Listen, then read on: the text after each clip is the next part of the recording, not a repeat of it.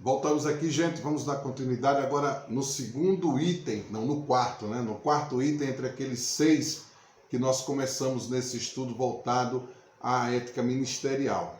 O quarto item fala a respeito de ressaltar, né, o cuidado com a sua vida. O obreiro deve dar especial atenção à valorização do dom supremo na sua vida. Você precisa valorizar o seu chamado. Você precisa colocá-lo em prática e zelar por ele, valorizando, crescendo cada dia mais na graça e no conhecimento da palavra de Deus, para que você valorize cada dia mais esse chamado tão especial. Aí ele fala, como?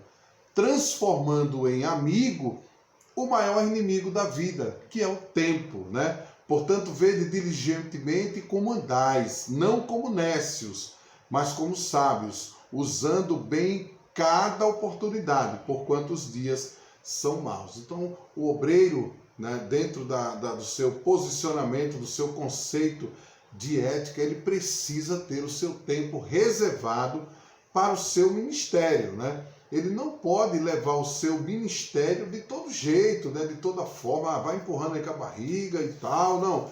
Tem que haver uma preparação, tem que haver um momento de busca, de oração ao Senhor, de consagração da sua vida, para que você possa desenvolver o seu ministério de forma aceitável, de forma agradável para com todos. O obreiro, o penúltimo aspecto a ser salientado como cuidado que o obreiro necessita ter em sua vida é o de que, a exemplo dos apóstolos em Jerusalém, o obreiro deve aplicar-se à oração e ao estudo da palavra de Deus, aquilo que nós falamos. Você precisa ter esse tempo.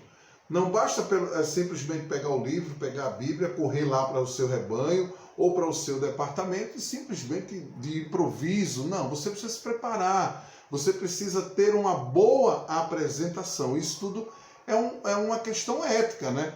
Na sua vida. Você já pensou se um médico ele deixa para observar alguma questão cirúrgica, alguma questão de um procedimento médico de alta complexidade na hora que o paciente está ali, né? Na hora que chega o paciente com um trauma, ou chega o paciente com qualquer outra dificuldade, o médico, peraí que eu vou ali ver no livro o que é que eu posso fazer. Não, o médico tem que estar preparado, né? Você já pensou o piloto de um avião, de repente tem um problema mecânico, técnico, até mesmo da natureza, e o piloto vai dizer aos passageiros, olha, fiquem tranquilos, eu estou aqui procurando no livro o que eu devo fazer. Assim também é o nosso ministério. Nós não podemos agir de improviso ou querer encontrar a solução na hora, em cima da hora. Não, você tem que estar um tanto quanto preparado, pelo menos para aquele dia. Pelo menos para aquele momento que você vai estar ali, você tem que ter em mente o que você vai fazer, o que você vai falar e o que pode, né, talvez até acontecer. Afinal, o obreiro deve ser estudioso a ponto de ser apto para ensinar. Você tem que ter condições de ensinar. Ninguém chega lá... Hoje talvez se usa muito disso, né? As pessoas são convenientes, quer agradar um, quer agradar outro, e aí entra nessa canoa. Vamos dar oportunidade a fulano, vamos dar a ciclano. Não, você tem que estar preparado, você tem que ser um estudioso da Bíblia, você tem que ser um estudioso na área que você vai estar atuando. Gente, esse trabalho é muito bom, essa minha apostila que eu tenho aqui, que estou usando agora, nesse finalzinho, né? Porque nós tínhamos que trazer dentro da grade curricular, daquilo que a faculdade, né, nos deu, do material. Eu estou só dando um complemento aqui por conta da nossa vida ministerial também. E aí ele deixa 4 perguntas aqui que ele chama para fixar.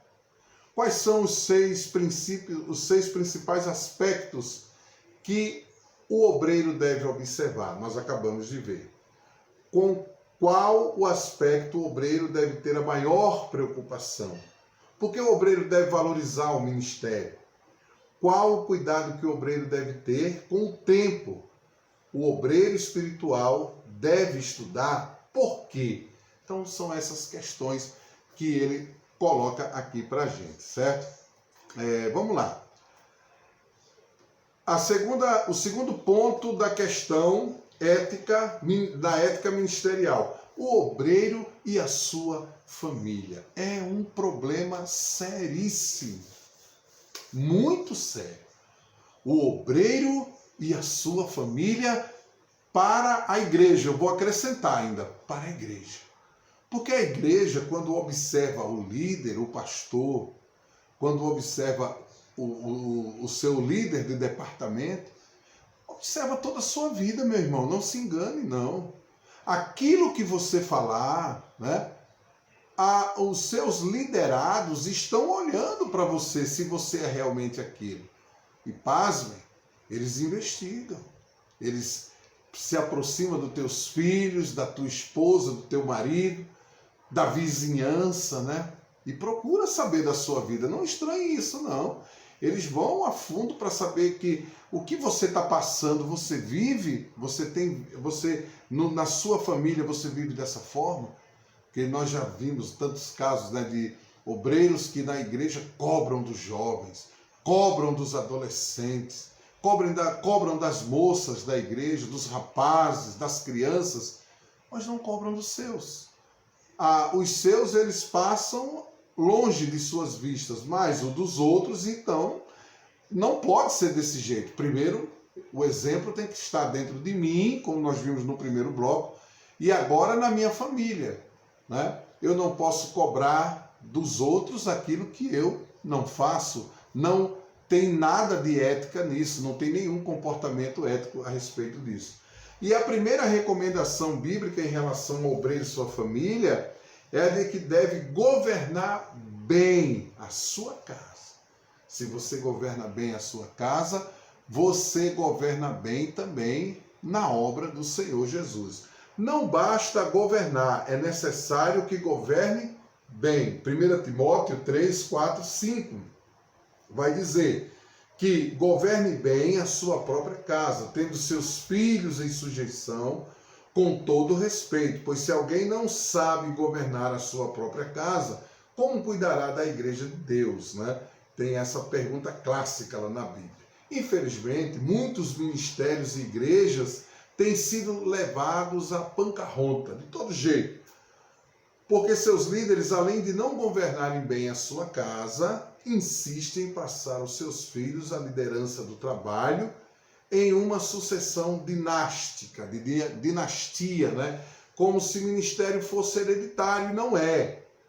E não uma chamada diretamente de Deus. Então nós somos chamados por Deus, por vocação, primeiro para administrar a família, o lar, a casa. O primeiro ministério não começa na igreja.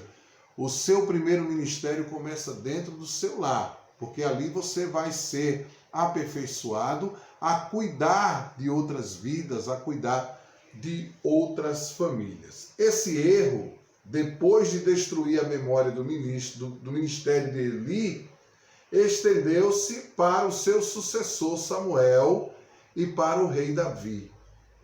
Quantos desastres e quantos sofrimentos tem sofrido a obra de Deus em razão desse motivo?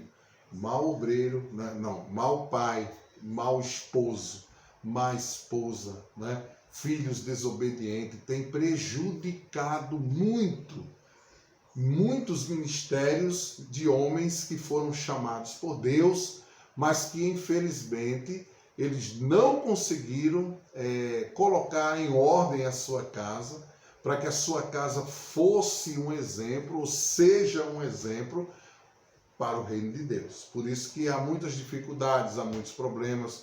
Não é que nós vamos esperar que o lar seja santos, né? Seja em plena paz, porque sabemos que todas as famílias passam por apertos e dificuldades. Mas o obreiro precisa dominar a situação. Ele tem que ter o controle da situação nas dificuldades, também nas horas boas da sua casa, para que com esse testemunho ele possa ajudar outras famílias que estão também passando aí pelo mesmo perrengue, pela mesma situação. Certo, gente? Daqui a pouco a gente volta no terceiro e último bloco da nossa conversa hoje.